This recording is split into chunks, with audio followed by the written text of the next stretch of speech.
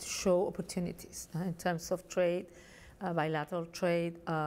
It has been important in areas of mining, electricity, water, gas, chemical products, but it can be even, there are a lot of opportunities, I think, in terms of, I mean, if Canadian investors wants to go there, or what Chilean investor can come here. So we are identifying all these different areas, and also we try to solve, if I may say, or make easier trade through the amendments we have done to the FTA. After 20 years, we had to pass, as I mentioned yesterday, from being a teenager to a responsible adult, 20-year adult. And that's what we're doing, to find ways to improve, for on one hand, facilities to interest companies to be incorporated on trade, and on the other hand, to also, well, this amendment has a very special new issue, one chapter on investment, yes, but one important chapter on gender, to work on stimulating companies, on empowering women, on helping them to have access to financing, and so on. So I think it will be a very important incentive. And we have been having meetings with business, Canadian business, so we can increase that. On the other hand, well, Chile is a 17 million country. It's not that, we're not a huge potence, but I think there's lots of opportunities for Canadians there. One thing that Chile shares with Canada is our relative small size, yes, in the world, and our need to trade. Yes. In the context of Donald Trump, with a kind of an anti-trade, a new anti-trade rhetoric. It's not unique to America, but that's the most important market we see it. How concerned are you? Well, as you say, it's not only in the US, it's also, you have seen it in Europe during the last elections in France or in Italy. You have seen, I mean, there is something that is a reality, and that's not something that we're not aware of. Is that on one hand, globalization, in some part trade, because it depends how you deal with that, but mostly because of technological advances that have left people behind because they just cannot continue. They don't have the qualifications to become a worker in this new context, has left a lot of people behind. It's not trade itself, it's not globalization itself what is damaging people's life. It's how we do trade, how we make the policies to mitigate the effects that everything has in the world. And I think in Canada and in Chile, probably we have a lot of challenges still, but we have gone in the right direction. And I think it's our duty to explain why we believe in, we don't believe in protectionism. We don't think it's the answer. We don't believe in unilateral responses. We need a world with multilateral decisions. Maybe the decisions, some I like it more, some not, but something that we all can, get to an agreement and we can push together. And yet we see a world where the U.S., in the form of President Trump, is isolationist, where Angela Merkel says Europe's on its own now. What advice would you give to those world leaders about the cooperation that has worked well in the last decades? Well, I think we need to continue cooperating. We need to continue integrating ourselves. And we need to show with real facts and real results why is this so important? How is it changed people's life for the better? Maybe we haven't been so good at that. We haven't been able to show people what has been for their life. But also it depends how you do things. Look, Chile is a relatively small country, and of course we could not depend on an internal market. Mm-hmm. So for us going out on trade, but also bringing in foreign investment was very crucial.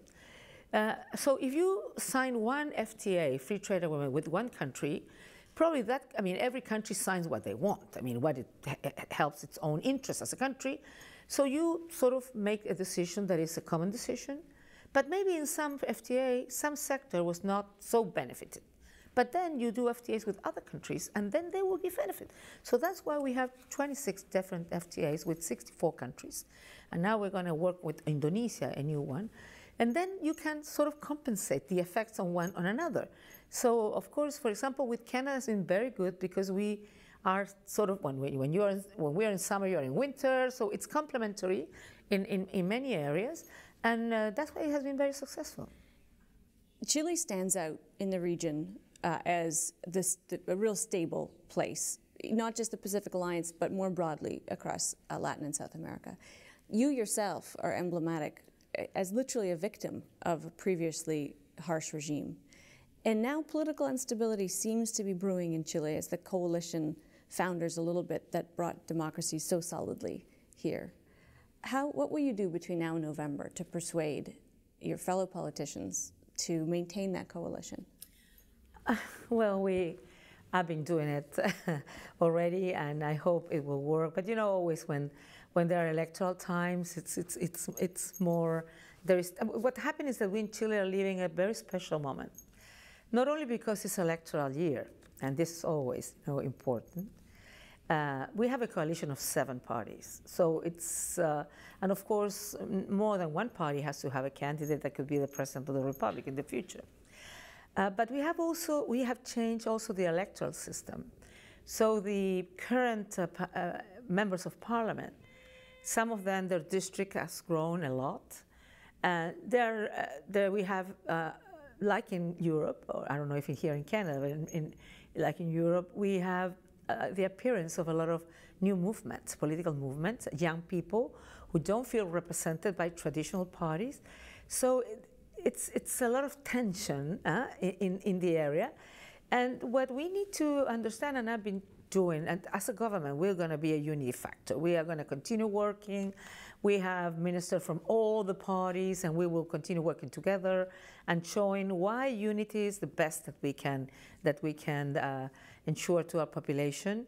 And I hope that even though we understand that we're living in a tense situation because there's too many uncertainties, and some of the uncertainties are because we have a new system that we have to learn how to navigate in that, and we are working on that, and I'll do my best. Businesses, of course, want certainty, and economic growth and a knowledge that prosperity will continue in Chile is important. There's been some slowing. Are you confident that Chile will continue to be the strong economic engine that it's been in previous years? We have been developing programs, plans of action to decrease the cost of the energy, and we had good results. Improve our human capital, and we're doing the educational reform, and we are also training women and young people so they can, be entrepreneurs.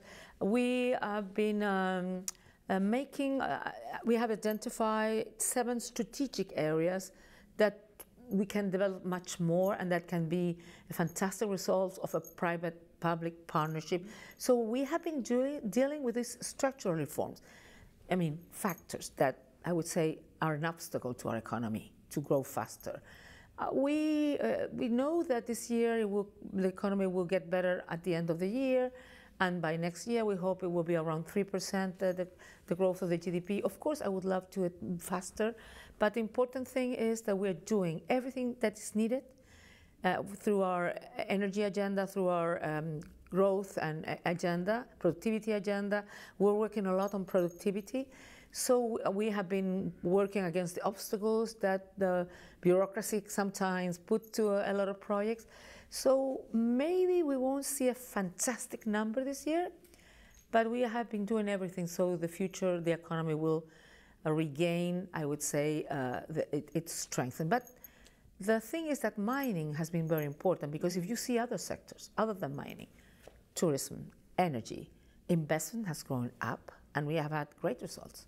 But mining is still very strong on our GDP, so that's why it has been slower. But we have like $50 billion of projects in mining for the future. So I think it will get better.